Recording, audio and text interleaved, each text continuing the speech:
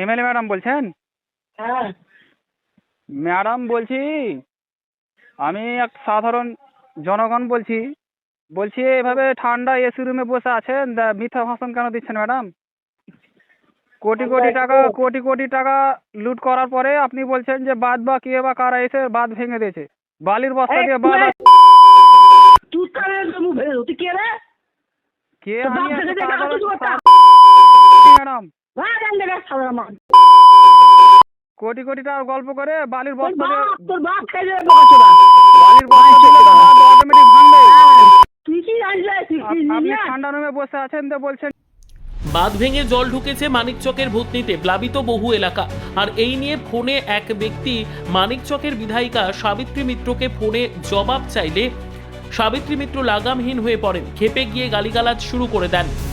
সেই audio viral. ইতিমধ্যেই সেই অডিও নিয়ে হইচই পড়ে গেছে রাজনৈতিক মহলে। সাবিত্রী মিত্র নিজেও স্বীকার করে নিলেন, তিনি রেগে বলেছেন, উল্টে তার বক্তব্য একটা চক্র কাজ করছে, সেই চক্রের লোকজন তাকে উত্ত্যক্ত করার জন্যই ফোন করেছে। অন্যদিকে এই ঘটনা নিয়ে সরব হয়েছে বিজেপির নেতা প্রাক্তন মালদা জেলা পরিষদের সভাধিপতি গৌরচন্দ্র মণ্ডল এই ঘটনা নিয়ে তীব্র সমালোচনা করেছেন। আমি যেটা বলছি, যেটা আমার সম্বন্ধে যারা আমাকে ফোন করে উত্তপ্ত করেছে যে আপনি 200 কোটি টাকা কামিয়ে নিয়েছেন আর ঠান্ডা করে বসে আছেন, আমি বললাম, আমি তখন ওকে বাজে কথাটা বলেছি, একটা দুটো লাইন বলেছি যে আমি বলেছি তুই কে রে, তুই আমাকে ফোন করার, তুই জানিস আমি 200 টাকা কামিয়েছি, কন্ট্রাক্টর, আমি কন্ট্রাক্টর, যারা কাজ দিচ্ছেন, যারা কাজ করছেন, এক্সিকিউটিভ যারা কাজ দিচ্ছেন, লোকে কাজ করছে এখানে, আমি কি শিডিউল জানি না? আমি টেকনিক্যাল লোক। তো ওরা একের পর এক বলে যাচ্ছিলো, অনেক বাজে কথা বলেছে, তা নিজেরটা রেকর্ড করেনি, ফলে ওরা এরকমভাবে কিছু কথা বলেছে।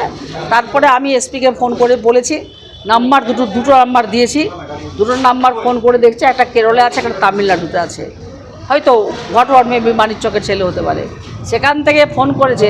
আর মানিকচকের লোকরা রস নিয়ে, ওই মানিকচকের ছেলেরা যারা এখানে কিছু লোক আছে ভূতনিতে, একটা গ্রুপ আছে ওদের, আমি এসপিকে রিপোর্ট করলাম ওটাকে ভাঙার জন্যে, ওটা বন্ধ করার জন্যে। এরা আমাদেরকে কালকেও বলবার চেষ্টা করছিল।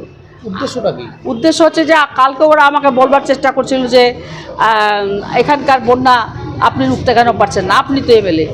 আমি এমএলএ বলে হবে না, তো সাংসদও তো আছে, সাংসদ আছে, আমি আছি, আমি আর সাংসদ তো এখনো আসেইনি, সাংসদ তো আপনাদের কাছে আসেই না, আপনার তো এখন তো উত্তর দিচ্ছেন না।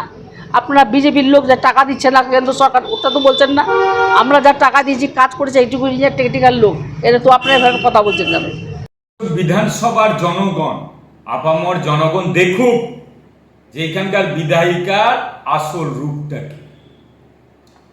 ভূতনির যখন কাটা বাঁধ ভাগে 1,35,00,000 টাকার, কালকে কোনো একটা ব্যক্তি ভূতনির জনগণ ফোন করেছিলেন, যেটা ভাষা বলার নেই, অকথ্য ভাষায় তাকে গালিগালাজ করা হয়েছে, সে জানতেই পারে। সে তো আসল প্রশ্নগুলোই করেছে।